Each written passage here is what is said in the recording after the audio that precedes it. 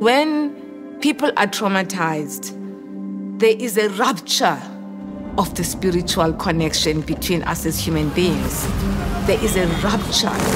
And so when conditions are created to repair the rupture, we call on the powerful spiritual connection of humanness to another human, bone of my bone, spirit of my spirit, that beckons us to connect at that level. There is something about that moment that has the power of a presence.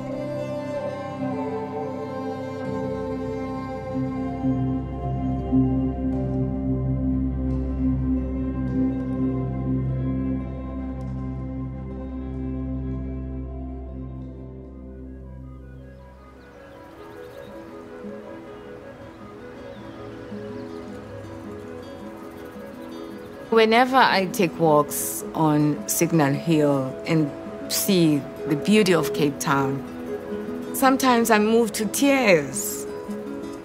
And the tears are about, the feeling of not having been part of this. It's almost like, why wasn't I part of this beauty for so long?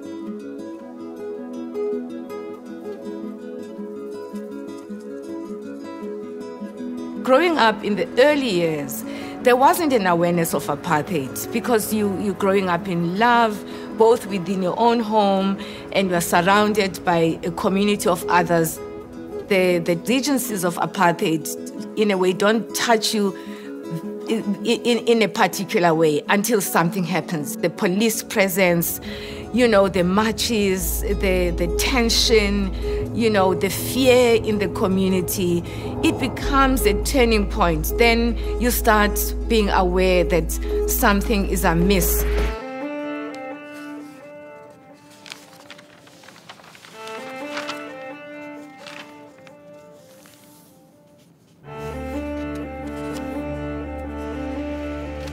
This is a very infamous demonstration of a torture. Wow. These are extracts that really are just taken directly from the actual report of the TRC of victims' hearings, the stories, the narratives. One of the most important lessons from that experience of being on the TRC and listening to people's stories is that this is the moment that the real reckoning with the past begins.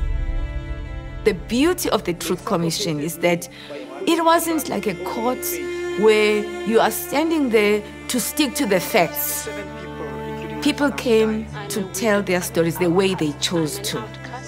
People in different ways are reconnecting with their story of who they were before, or they are connecting with the story of trauma in order to mourn, in order to be with their loved ones. Eugene de Kock was a person who brought a kind of uniqueness among perpetrators of apartheid crimes. De Kock himself was nicknamed Prime Evil. So he had a reputation as the go-to guy when the system of apartheid wanted to eliminate or to kill its opponents. Much is known about Vlakplaas and its commander, Colonel Eugene de Kock, now on trial on 121 charges of fraud and murder. Dan ook uit empathie en sympathie met die families, aan wie ek later 'n woord sal wil spreek. When the widows of men that he had murdered came out after his testimony and reached out with forgiveness to him, I'd never heard of this. I had read about forgiveness as something that is impossible. There was a kind of like a prohibition or a total absence of an imagination of the possibility of forgiveness. And so when these widows reached out to de Kock in this way, I had no reference points, for actually making sense of this, forgiving someone who murdered your husbands in this violent way. And I needed to understand first from them, what does it mean? I probed and I probed deeper. Here was a moment where people were genuinely expressing forgiveness, and actually a lesson in forgiveness. That it's not just I forgive, but it's actually also a sense that I want this person to change.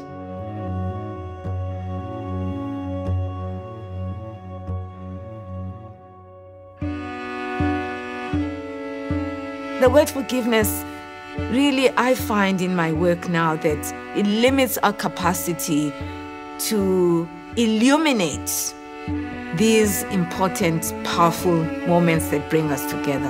Something about your presence, my presence, what we say to each other, the way we look at each other, the way, your face moves, in relation to my pain, and the way that I respond to your pain of feeling, my pain. And so it's this kind of language that really is bringing us close to each other. When people say, how can you forgive a person who has killed your loved one? It's not just the forgiving like you're giving them something. You are also bringing something into the world so that something changes in the world. The death of your loved one births something else. There's something much deeper going on, and a lesson for us to understand about the value of these moments of encounter, what they can teach us about what's possible, even in the face of so much tragedy. It's taken me to now thinking about the process that is unfolding as a process of repair, the reparative quest, I call it, untangling this complicated history as a way of opening up that which is possible in terms of the transformative journeys. Thank you all for coming to reflect on this film. And we chose this part specifically because we want to use it as a site for reflecting on trauma, memory, how people respond to trauma and memory. But most importantly, which is part of our work, is the repair aspect of it. I do believe that even though this is not a completely and entirely successful, perfect story, there are moments within the TRC itself that are instructive. There's always the potentiality of the coming together of people, even as they come from different sides of history. You might be disappointed, you might be hurt, you might be re-traumatized. It's taking a risk. But sometimes, in order for futures to really change, risks such as those have to be taken. What we forget sometimes is that we are spiritual beings. When you think about how you care for another person, there's something spiritual about it, right? Just the very sense of you are encountering another person and you are relating to that other person, aware of the meaning of their life. And it seems to me that inarticulable coming together towards the movement of repair, that is a spiritual connection between us, that says to me, I can't hurt you. And that says to you, we are connected.